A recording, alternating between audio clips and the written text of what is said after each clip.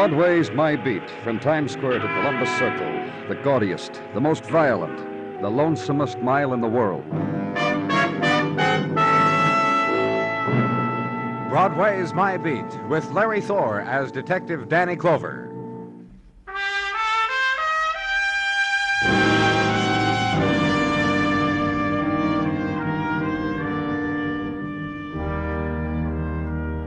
When it's May and the nighttime sighs briefly, begins the weaving of mists into silken fabric of its dying, Broadway is still. Broadway waits for death of night, for the first cry of day. Entwined with mist threads, the echoes of earlier whisperings, and light pools spilled from earlier neon, diminishing now, contracting into cores of darkness. Dance of litter where dreams were and promises were, and through it, erratic dance of a sodden man who stops, then leans for a while against the edge of night, walks on, and in his wake, ebb of nighttime. And at headquarters, walk a corridor, on your way to a room where you'd been summoned by Detective Muggavan. Old thoroughfare to the interrogation room to see. Well, you'll see when you get here, Muggavan had said. The poor soul sat crying by a sycamore tree. Her hand on her bosom, her head on her knee, sing willow, willow. Well, you can cut that out now, Miss. The lieutenant is here, and the lieutenant has got your message. Her salt tears fall from her, which soften the stones. Sing willow. You hear me, miss? You can end it now, any time. Drunk? In my time, Danny, I have been in the company of many lady drunks, but What's never she doing one. here? Why isn't she in the tank? She was there, Danny, a couple hours ago. Picked up off a village street about midnight. They booked her, searched her, did all their little things, and then sent her up to us. I call my false love, but Lady, what's it? lady, Why did they send her up please. to us, Muggavan? Over here on the table, Danny. This knife, it was found in her purse. There was blood on it. Fresh blood, human blood. I let the boys in technical have their way with the knife, and that's the report they came up with. Who is she? No identification on her. Willow, willow. And like she is now, how she was when they picked her up. The wrinkled summer dress, the booze. One difference. The knife was in her purse. Miss... My false love said then, you know what he said? Give me, oh you whose arms are soft and slender. Look, Miss... Yeah, Danny, you talk to her. Be gentle. Be, well, like you are. Maybe you and shall... he said, against your heart so innocent and tender, a little love and some forgetfulness. Willow, willow, willow. And then started to sway and lose control. Oh. Hey, I got her, Danny. Dawn all at once, and she was caught in its first light, supported by Detective Muggavan, looking up at him silently with suddenly stricken eyes. When he took her away to jail, she leaned against him, head to his chest. At 9 o'clock in the morning, after the small sleep, the day began again, with the juice of the orange and the coffee bean, proven best to enable you to face life, and when fortified with a glazed donut, enables you to face life bravely. Thus equipped, stride down headquarters corridor to your assigned cubicle. The man who's waiting for you offers you his hand, shakes yours once, gives it back to you with a slight underhand flip. I'm Harold Tracy, Mr. Clover. How do you do? I was told to see you because my wife is missing, and I was told you had a woman booked last night for some reason or another, and her description checks with that of my wife. What does your wife look like? Again? Again. About this tall, coloring fair, hair light brown. Joan has a very small beauty mark right here at the corner of her lips. She... Yeah, Danny. Sergeant, the woman that was booked this morning about 4, the one without identity? Who had the knife? That's right. Get her up here in my office right away. Only be a second, Danny. She was brought upstairs here for breakfast. Mr. Tracy... No, wait a minute. What's that mean, who had the knife? Is your wife a drunk, Mr. Tracy? No. Now tell me Sure. what Here, take a look. What's this got to do with Joan? Your wife was incoherent from booze early this morning, Mr. Tracy. If she's your wife, we've got upstairs. How come you're so concerned about her this morning? Why weren't you concerned enough about her last night to keep her out of trouble? I don't have to listen to that kind of talk. You do if you don't know how to take care of your wife. You ever see this knife before? Let me see it. No. Drunk? Joan? No, it couldn't be. Look, you sure she's my wife? No, but the description you gave me... Wearing a black dress cut, That's another thing I can't understand about Joan. Right in here, miss. Well, gentlemen, here she is. What got into you, Joan? I'm very sorry. I promise you I won't do it again. That's the very least I'd expect you to say. I'm ashamed of myself. I should hope so. I'll never embarrass you again, Hal. I've been bad. I can't understand you. I've been bad, and Danny. Hal, I hate you so much. Danny, she's got the knife. Mrs. Tracy. Don't worry, Mr. Glover. I do. Joan, I hate you with all my heart and soul, and I'm going to kill you. put down that knife, Joan. Kill you, Hal, because all the years... Give me that knife, Mrs. Tracy. What's happened to her? Get Dr. Sinsky, you know. Joan, what's happened to You you? better go home now, Mr. Tracy. All right.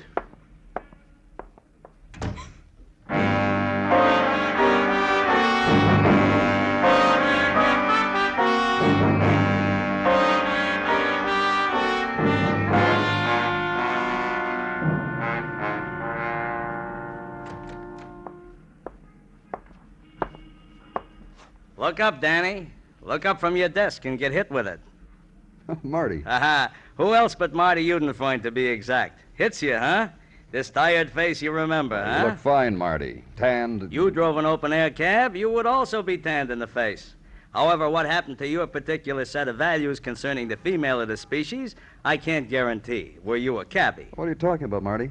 That dame. What dame? What dame, he says to me. The dame the papers say you picked up booze happy in the village last night. With beauty spot close to lip. With knife in the bag. What dame, he says. Oh, Mrs. Tracy, what about her? Last night around 10 when she hailed me, I didn't know for Mrs. or Miss. All I know is a few remarks were passed, and suddenly I find myself nonchalant in the back seat of my cab, and my passenger is driving in the front. It was a pleasant change. Go on. Well, we do the park, we do the plaza, we do the East River. Then she hauls up in front of a joint in the village, invites me in. I say, thanks loads, lady, but I already had my quota of fun for tonight. What club? The Crocodile Club on Bank Street. You gotta understand, Danny, up to where we parted company, my passenger was only flap happy with the season. Yeah, I understand. Thanks, Marty. See you around, Marty.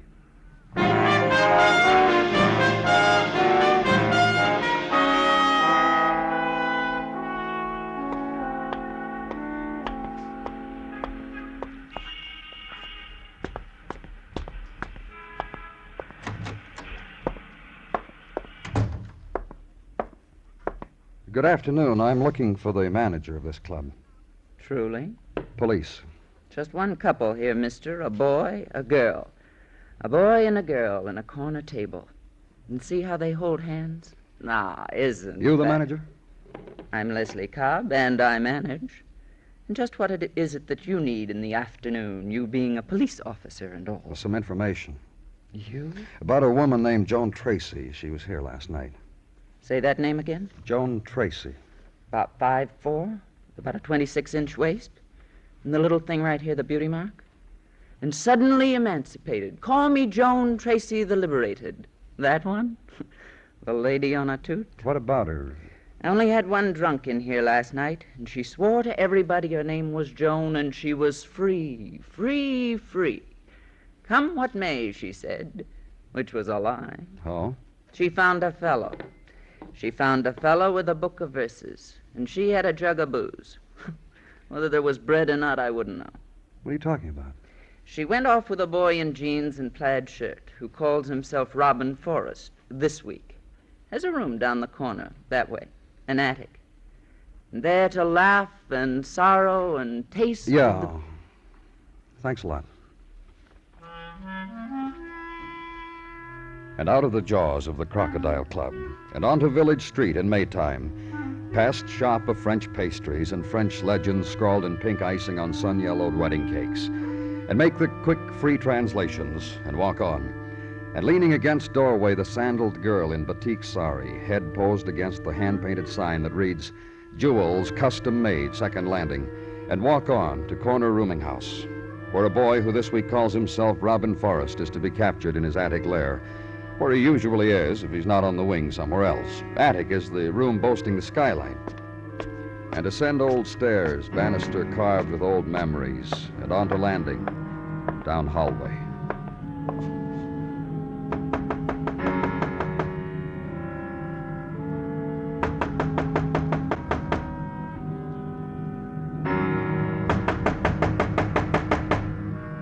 And a faulty catch releases. Door drifts slowly into opening.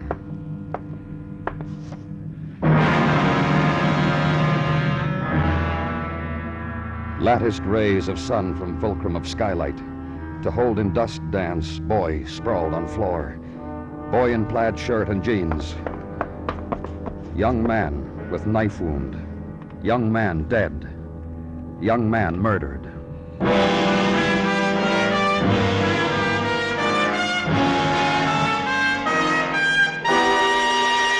You are listening to Broadway's My Beat, written by Morton Fine and David Friedkin, and starring Larry Thor as Detective Danny Clover. Thanks to careless people, forest fires have a long season. That season has begun again with the coming of warm weather. In the interest of preserving our natural resources, we are all asked to be especially careful when in or near our woodlands. 9 fires out of 10 are man-made. Every fire makes a dent in our natural defenses. To keep our woodlands open and free for enjoyment, eliminate forest fires.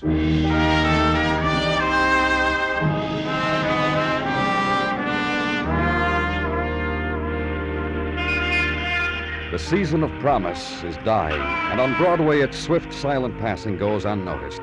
Spring into summer means only the shifting of mannequins in a store window, and draping them in less clothes, preserving only the precise curve of wrist. And still the serpents of light uncoil in identical pattern and leap skyward, and still the street is filled with sounds that were there yesterday, and the people, and the riot. But spring is dying, and summers are coming in. Hurry. Only so many tomorrows for the dream to come true. And where I was, office at police headquarters, late afternoon time.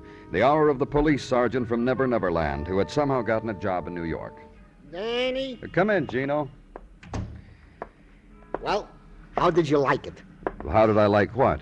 How did I like what, he says. Yeah, that's what I said. That's what I said, Danny. How did you like that book I give you? Book? I, the Corpse. You know, the first adventure of the twanger. That two-fisted guitar strumming... Oh, well, I haven't read it yet. You see... Well, Danny, here's the sequel, so you can read both in one sitting. Thanks, Gino. Kiss me, Irving? What an adventure. In this one, the twanger cleans up Anne Arundel County in Maryland. Thanks a lot, Gino. Your jaw will drop. Gino. Mind it. Gino, you have anything for me? Report from Detective Dennison if your mood is such It is, believe me, it is. That Mrs. Tracy is lying in a hospital room under the care of Dr. Sinsky, where she lies and stares at the ceiling and says not a word. Go on. Incidental information is all. If you please. Her mother died last week. Oh? Fell down the steps in her apartment house. It was an accident then, for sure? I think so. Says here on the report, if accidental death, checked here. It's checked, see? What else, Gino? Joan Tracy is a lady with a talent. She plays cello. In fact, there are 3 of them. What? In the trio. 2 friends and Joan Tracy. If you want who the 2 people are, Danny, well, here. If I seem lackadaisical, Danny, the twanger, my jaw dropped.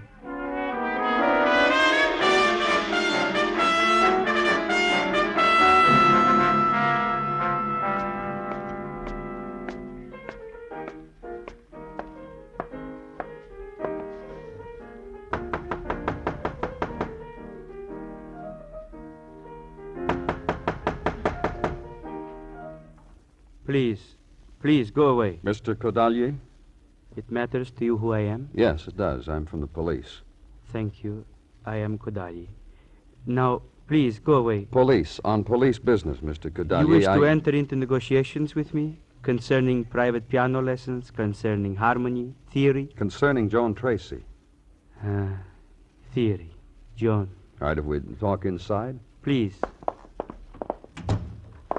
Then Joan is your business with me, eh? Because the boy she was with last night was found murdered. A boy? Not her husband? Not her husband. I think I read of it. I'm not sure. Drunk, a knife, a death. So many in the newspapers. It becomes vague. It becomes so many Joans. Another thing we know about this Joan, she was a friend of yours. She played cello in a trio that you... And you wish my interpretation of Joan. What phrasings, what nuances, what dynamics would bring a woman like Joan to murder a boy, not her husband. All I want from you... I will tell you of Joan. The theory, okay? All right, tell me. A cringer. A woman who put on the face of a beaten child when no one lifted a finger to her. You'll explain it to me, huh? So you will understand. In a trio, When a cello makes a boo-boo in phrasing, in breathing, in emotion, looks are exchanged between the violin and the piano. When such looks are exchanged between us, John sometimes wept, cringed, looked beaten. I still don't understand. I will show you. On my piano. This is a passage for the cello from a trio we have often played. It is to be sung so, with heart, with subtlety, with delicacy, as I have played it. John played it so.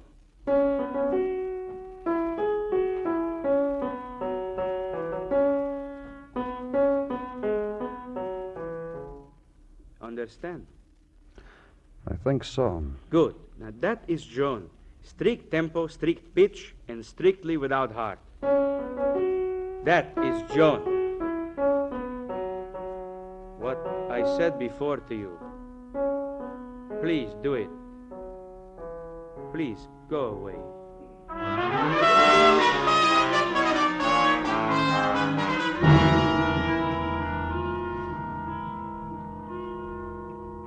I play the violin. There's Joan and her cello, Cordalia with his piano, and I play the violin. Well, I want to know about Joan, Mr. Vernon. Not very good with the cello. I've heard that. Other things, though. I loved her once. Oh? In retrospect, it was pity more than anything else. I was filled with a sorrow for her. Why? This was before she was married, of course. About the pity, Mr. Vernon. Why? She is docile because of her mother, very domineering mother. A cliche of a domineering mother, a do this, do that cliche of a domineering mom, and if you don't, I'll fall on my face with a heart attack and you'll be sorry. You know? And I pitied Joan. I see. One day I took her in my arms, and I liked it. It started off by feeling sorry. When I was holding her, I forgot my purpose in doing so. I said to myself, love. Tell me something, Mr. Vernon, about this trio. A simple thing. We all studied at the academy. We met. One evening long ago, we said, let's have a trio. We're none too expert, really. We saw and pound and call it Beethoven, and it's a fine time. And you were in love with Joan once, but not now, is that right? Right. You see, I recognized what kind of woman Joan was and what I really felt for her, and that she would need a man exactly like her mother. You know her husband? Just pokes his nose in, waves a riding crop at us, and vanishes. When's the last time you saw Joan? About, let me see, 4 days ago, Tuesday. Tell me about it. To console her about her mother's death. Well, I understand her mother fell down the steps and died. Well? Well, what? You want me to say, isn't that nice? Oh, forget it. I just wanted you to comment on whether you thought her mother was pushed? How do I know? I got better things to do than conjecture on a horror like her. Okay. Tell me about the last time you saw Joan. Joan was in the library at her home. I went to her. She was playing the cello, sawing away tunelessly and loud. She noticed I was there finally, grinned at me, picked up the cello, and broke it over an antique brass pot. And don't ask me whether the latter's symbolic. And that's all? Not quite. She sobbed then. And I felt sorry for her again and took her in my arms again, and I thought suddenly what a stupid girl this was. I said goodbye to her. Anything else you can tell me about her, Mr. Vernon? Not a thing. She really isn't stupid, you know. My first impression was correct. To be pitied, that's more nearly correct. And back in the street now, at city at 9 o'clock of May. Time for stoop dweller to chart the course of new fallen star, and also observe the nebulae in wake of the summer passage of a boy and girl through a million private comets. Time of the chuckle and the elbow poke in the ribs. Time to check condition of tenement roof and stake out the place of summer sleeping. Walk through currents of May night. And somewhere between where you were and headquarters, stop for the sandwich and the coffee, with conjectures on the murder of a boy who had read poetry to a drunken woman who had tried to kill her husband in your presence, who the night before had driven a cab, had shouted in the Greenwich Village Club that she was free, free, free. And leave them alongside the tip, because there were new conjectures to be had at headquarters, from study of reports, from further musings against May night, and in a while from Detective Muggovan also. About Joan Tracy's husband. Oh, what about him? Well, him, Joan Tracy's mother, different relationship, different age, different gender. But, But what, Muggovan? But peas from the same pod. Happens in a pod sometime. Now, the way I know is one summer my seed man showed you me mind charts. just about Tracy, her mother, her husband? Oh, them. Muggovan, so help. Oh, don't get riled, kid. You've been doing legwork, I've been doing legwork, so just don't get riled, huh? Yeah, on your feet, Danny. Walk it. You haven't had enough of it, huh? Look, don't you understand? I've been trying to tell you... All right, Muggavan, tell me what. What I found out from my legwork. From friends, neighbors, spectators on the life of Joan Tracy. Well? What I already told you. Her husband, she tried to kill in front of. Her mother, who fell down steps and died a week ago. Both the same type people. Both wielders of the big stick, tongue lashers of what they considered lesser persons in the human scale. You'll explain it, huh, Muggavan? Glad to. Now, look.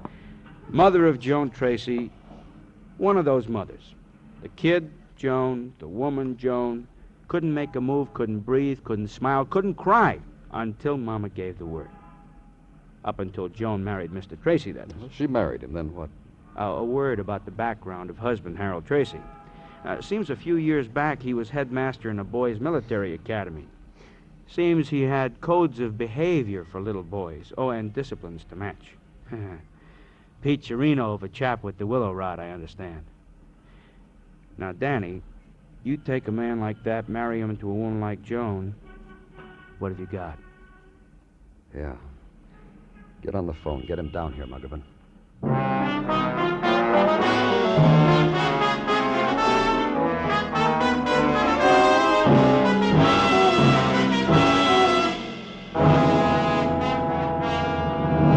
Just have a seat, Mr. Tracy. How's my wife? I understand you've been calling every hour. They said she wouldn't talk, that she was just staring.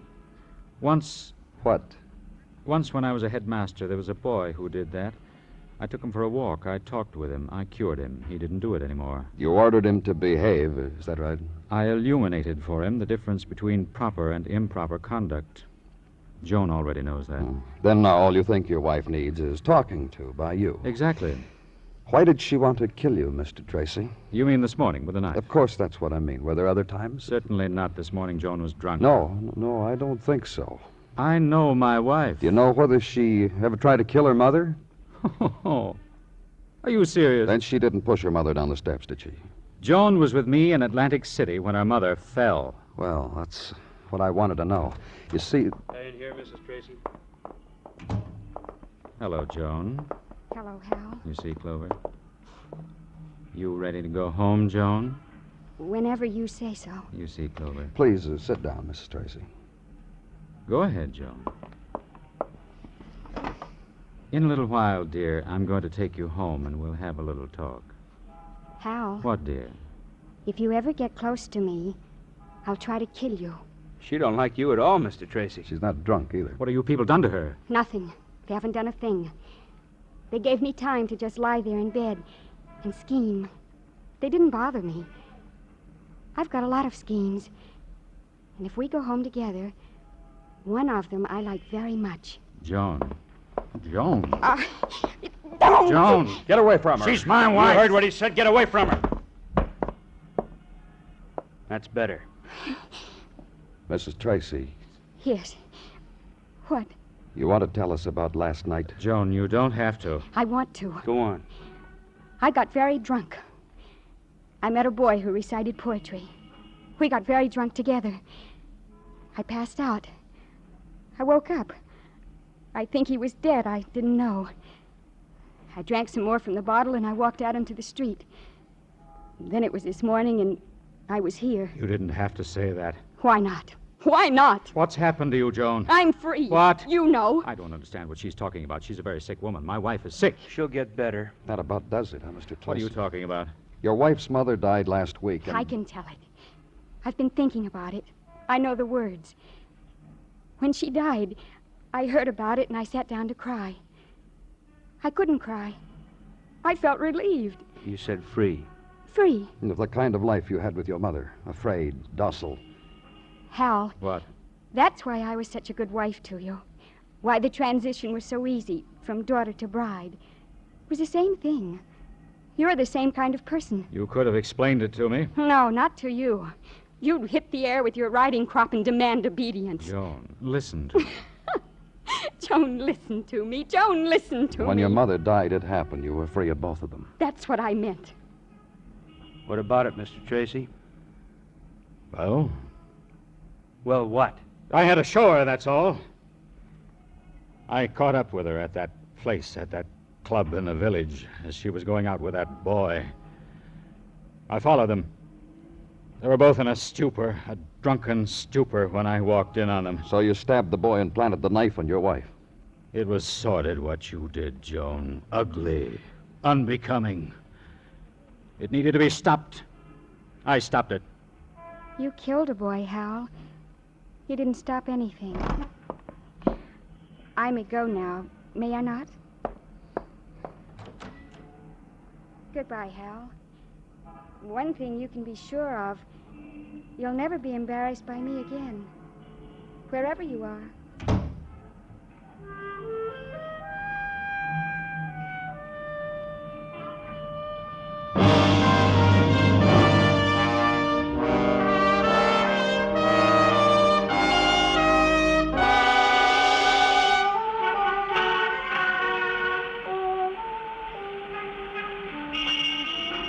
Dawn touches Broadway now. The last shadows leave and take away the night. And over the river a cloud drifts, and a bird dips and touches it with a wing. The people wake. The fury gathers and funnels out into the streets. Walk easy.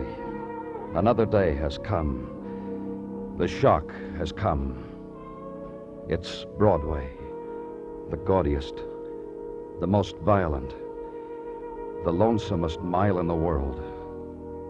Broadway, my beat.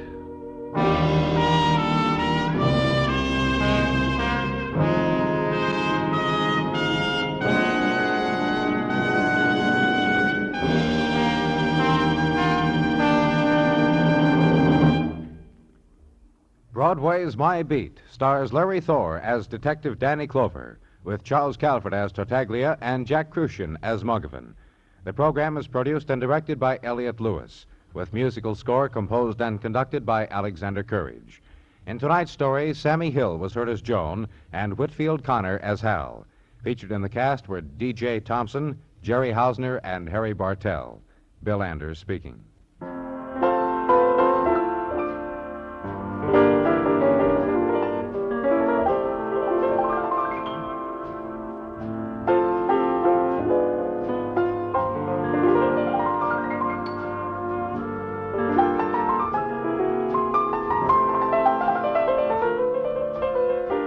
This Monday night on CBS Radio Suspense, Dick Haymes stars in Pigeon in the Cage. It concerns a man who is trapped in an elevator between floors, but who dares not call for help because his only possible rescuers are murderers. With this story, CBS Radio hopes once again to keep you in suspense this Monday night on most of these same stations.